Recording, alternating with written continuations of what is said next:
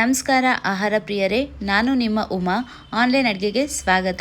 ಇವತ್ತಿನ ವಿಡಿಯೋದಲ್ಲಿ ಸಿಂಪಲ್ ಆಗಿ ಚಿತ್ರಾನ್ನ ಯಾವ ಥರ ಮಾಡ್ಕೊಳ್ಳೋದು ಅಂತೇಳಿ ತೋರಿಸ್ಕೊಡ್ತಾ ಇದ್ದೀನಿ.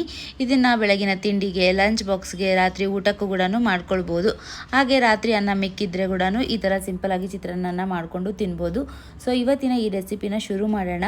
ಅದಕ್ಕಿಂತ ಮುಂಚೆ ನಮ್ಮ ಚಾನಲ್ನ ಹೊಸದಾಗಿ ನೋಡ್ತಾ ಇದ್ದರೆ ದಯವಿಟ್ಟು ಸಬ್ಸ್ಕ್ರೈಬ್ ಮಾಡುವ ಮೂಲಕ ನನ್ನನ್ನು ಪ್ರೋತ್ಸಾಹಿಸಿ. ಹಾಗೆ ಪಕ್ಕದಲ್ಲೇ ಕಾಣುವಂಥ ಬೆಲ್ಲೈಕಾನ್ನ ಕ್ಲಿಕ್ ಮಾಡಿದ್ರೆ ನನ್ನ ಮುಂದಿನ ವಿಡಿಯೋ ನೋಟಿಫಿಕೇಶನ್ ನಿಮಗೆ ಬರುತ್ತೆ. ಯಾರಿಗೆಲ್ಲ ಈ ಚಿತ್ರಾನ್ನದ ರೆಸಿಪಿ ಇಷ್ಟ ನೋಡಿ ಅವರು ಈಗಲೇ ಲೈಕ್ ಮಾಡಿ.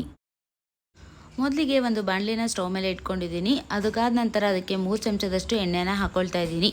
ಎಣ್ಣೆ ಬಿಸಿ ಆದ ನಂತರ 1/2 ಟೀ ಸ್ಪೂನಷ್ಟು ಸಾಸಿವೆ ಹಾಗೆ 1/2 ಟೀ ಸ್ಪೂನಷ್ಟು ಜೀರಿಗೆನ ಹಾಕೊಳ್ತಾ ಇದ್ದೀನಿ. ಎರಡು ಚೆನ್ನಾಗಿ ಚಿಟಗುಟ್ಲಿ.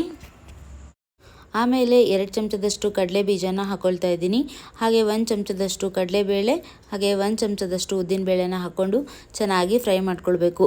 ಕಡಲೆ ಬೀಜ ಎಲ್ಲ ನಿಮ್ಗೆ ಎಷ್ಟು ಇಷ್ಟ ಆಗುತ್ತೋ ಅಷ್ಟು ಹಾಕ್ಕೊಳ್ಬೋದು. ಇಷ್ಟೇ ಅಂತ ಏನೂ ಅಳತೆ ಇಲ್ಲ.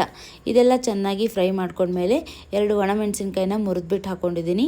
ಹಾಗೆ 2 ಕಡ್ಡಿಯಷ್ಟು ಕರಿಬೇವನ್ನ ಹಾಕ್ಕೊಂಡಿದ್ದೀನಿ.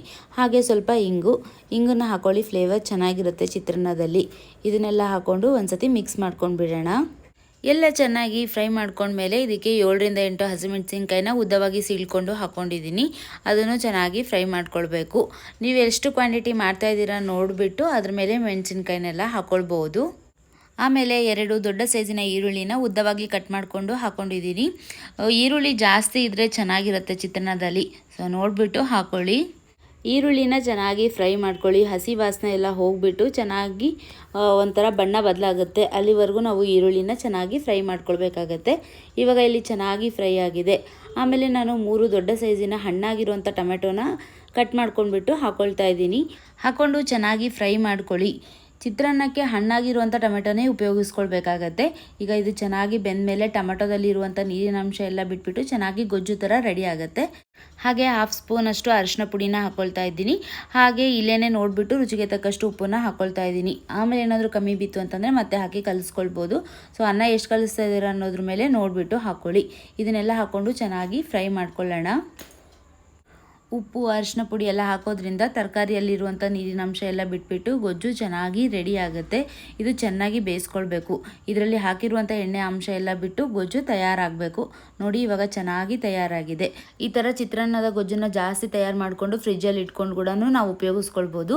ಈಗ ಗೊಜ್ಜೆಲ್ಲ ರೆಡಿಯಾಗಿದೆ. ಇದಕ್ಕೆ ನಾನು ಅನ್ನನ ಹಾಕಿಬಿಟ್ಟು ಕಲಿಸ್ಕೊಳ್ತಾ ಇದ್ದೀನಿ. ನೆನಪಲ್ಲಿಡಿ, ಚಿತ್ರಾನ್ನಕ್ಕೆ ಕಲಿಸುವಂಥ ಅನ್ನ ಉದುರುದುರಾಗಿ ಇರಬೇಕು. ಹಾಗೆ ಕಂಪ್ಲೀಟಾಗಿ ತಣ್ಣಗಾಗಿರಬೇಕು.